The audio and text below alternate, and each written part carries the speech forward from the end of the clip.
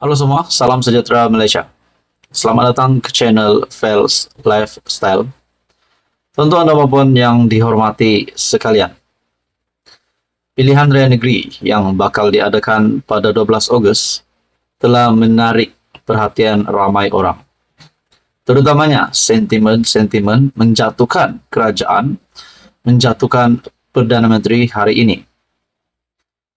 Ramai pemimpin PN yang mengatakan bahawa pilihan raya negeri di 6 negeri sekiranya dimenangi oleh Perikatan Nasional mampu menumbangkan kerajaan perpaduan hari ini, menumbangkan Perdana Menteri.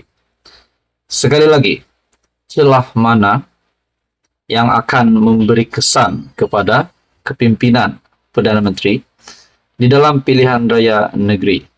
Dan yakinkah Perikatan Nasional untuk menang 6-0, 5-0 ataupun mungkin 4-2 menang di dalam pilihan raya negeri? Dalam sebuah artikel mengesahkan Perikatan Nasional tidak boleh bentuk kerajaan pusat. Artikel dari H Metro ataupun My Metro.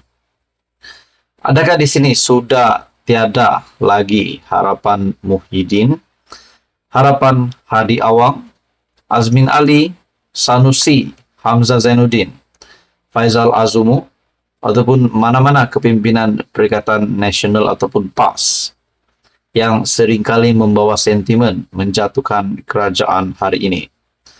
Dalam artikel ini, PN tidak boleh bentuk kerajaan pusat. Timbalan Perdana Menteri Datuk Seri Ahmad Zahid Hamidi mengulangi peringatan kepada Perikatan Nasional bahawa gabungan itu tidak boleh membentuk kerajaan walaupun menang pada PRN. Beliau berkata, kerajaan perpaduan kini mempunyai seramai 148 ahli parlimen dan kalau mereka lompat parti, kerusi mereka akan kosong. Begitu juga ahli parlimen Sabah dan Sarawak. Semuanya terikat kepada akta anti lompat parti.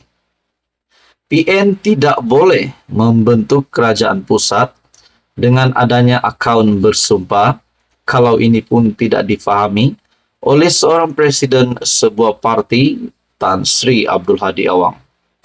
Tan Sri Abdul Hadi Awang juga sebelum ini membuat kenyataan sedemikian berkaitan dengan status kerajaan perpaduan, status Perdana Menteri. Sepatutnya Abdul Hadi memahami perkara yang boleh membentuk kerajaan secara demokratik. Dan saya harap apa yang berlaku di negeri-negeri ini memang tidak akan pernah berubah kedudukan kerajaan perpaduan. Beliau berkata demikian pada sidang media di program Pemimpin Bersama Masyarakat di Kampung Nelayan. Terdahulu, Presiden PAS sekali lagi mendakwa kemenangan PN dalam 6 negeri pada PRN 12 Ogos ini akan membolehkan berlaku perubahan dalam kerajaan kerajaan pusat dipimpin Perdana Menteri. Abdul Hadi yang juga timbalan pengurusi PN berkata, dakwaan itu berdasarkan terdapat sokongan daripada ahli parlimen di dalam parti gabungan kerajaan perpaduan termasuk dari Sabah dan Sarawak yang akan menyokong PN jika gabungan memenangi PRN. Ahmad Zaid yang juga Presiden UMNO berkata, kini kerajaan perpaduan ada 148 ahli parlimen dan kerusi di Pulai Johor kosong selepas Datuk Seri Salahuddin Ayub meninggal dunia. InsyaAllah akan ada pilihan raya kecil dan kita akan memperkenalkan calonnya. Nah, tuan-tuan dan puan semua, Hadi Awang juga membuat kenyataan bahawa PRN 6 negeri keputusan sekiranya PN menang ini akan mengubah kedudukan kerajaan pusat yang dipimpin oleh Perdana Menteri Datuk Seri Anwar Ibrahim. Adakah di sini seperti yang dinyatakan dalam artikel Syahbudin.com juga jangan mimpi Anwar tumbang bulan Ogos. Adakah di sini mereka hanya mereka-reka cerita supaya pengundi tetap yakin? Bahkan mereka sudah kalah pada PRU15 yang lepas. Dan kali ini pula untuk PRN mereka masih seolah-olah ingin menggugat kedudukan Perdana Menteri. Akhirnya saudara-saudara, hakikatnya Muhyiddin sudah tiada, Hadi Awang sudah tiada lagi harapan setakat ini untuk membentuk kerajaan pusat. Seperti yang dinyatakan dalam artikel ini, PN tidak boleh bentuk kerajaan pusat. Saudara-saudara, menurut Anda apa komen Anda berkaitan dengan isu ini? Teruskan bersama di dalam channel ini untuk info yang seterusnya. Mohon bantu channel ini dengan menekan butang like, share, dan subscribe. Halo semua, salam sejahtera Malaysia. Selamat datang ke channel Fels Lifestyle. Tuan-tuan dan puan-puan yang amat dihormati sekalian, Menteri Besar Kedah Muhammad Sanusi sekali lagi disaman dituntut RM200 juta oleh Vincent Tan. Ramai yang bertanya, Sanusi yang memang lantang bercakap, bahkan beliau juga telah berhadapan dengan dua pertuduhan di mahkamah, yaitu ucapan yang menghina kedudukan raja-raja Melayu, dan itu memang ditolak ramai. Pada akhirnya, saudara-saudara, berkaitan dengan saman RM200 juta Vincent Tan kepada Menteri Besar Kedah, ramai yang menantikan apa respon Muhammad Sanusi. Akhirnya, Muhammad Sanusi tampil dengan sebuah kenyataan, dan ini amat mengejutkan, disebabkan tidak seperti yang dijangka ramai penyokong Sanusi. Dalam artikel ini dari Sinar Harian, Sanusi enggan ulas saman Vincent Tan. Wow. Pemerhati-pemerhati politik yang lain juga menyatakan, Sanusi ini ada yang penakutkah? Kenapa tiba-tiba beliau enggan ulas saman Vincent Tan? Ataupun di sini Sanusi sudah memang tahu akan kalah berkaitan dengan saman ini. Nah, itu semua menjadi persoalan.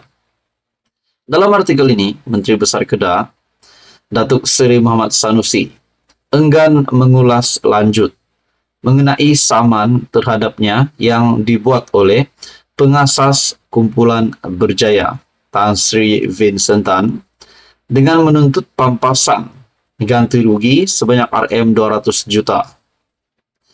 Dalam artikel ini, kes itu masih berkembang.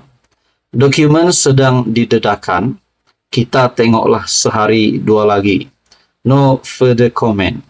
Tiada ulasan lanjut katanya ketika ditemui selepas ceramah di program My Sat bersama Menteri Besar Kedah di gelanggang sepak raga 7 Taman Tunku Yaakob.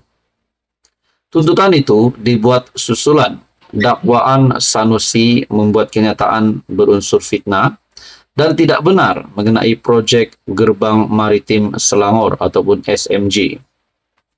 Pada Isnin, laporan menyebut tuntutan itu dibuat selepas Sanusi dikatakan menyampaikan ucapan berbau politik, fitnah, palsu, tidak berasas, dan tanpa bukti bertujuan menggugat Vincent Tan dan Berjaya Land secara langsung atau tidak langsung berkaitan projek terbabit ketika jelajah Mega PN dan PN Best Sayangi Kedah Sejahtera Mega Tour 2 Ogos lalu. Dalam satu kenyataan, Berjaya Land memaklumkan bahawa satu surat tuntutan melalui firma Guaman mewakili Vincent Tan dan pihaknya dikemukakan kepada Sanusi yang menggariskan 5 tuntutan. Satu kenyataan media oleh Berjaya Land memaklumkan tindakan undang-undang akan diambil jika pihak Sanusi gagal mematuhi tuntutan yang dikemukakan sebelum 8 Ogos. Antara tuntutan itu termasuk Sanusi tanpa syarat menarik balik semua kenyataan, defamasi dalam ucapannya yang merujuk kepada Vincent Tan dan Berjaya Land, selain mengemukakan permohonan maaf secara terbuka tanpa syarat, turut dituntut pampasan berjumlah Rm200 juta. Akhirnya Sanusi, Menteri Besar Kedah, enggan mengulas saman Vincent Tan. Saudara-saudara, tuan-tuan dan puan-puan, teruskan bersama di dalam channel ini untuk info yang seterusnya. Mohon bantu channel ini dengan menekan butang like, share, dan juga subscribe.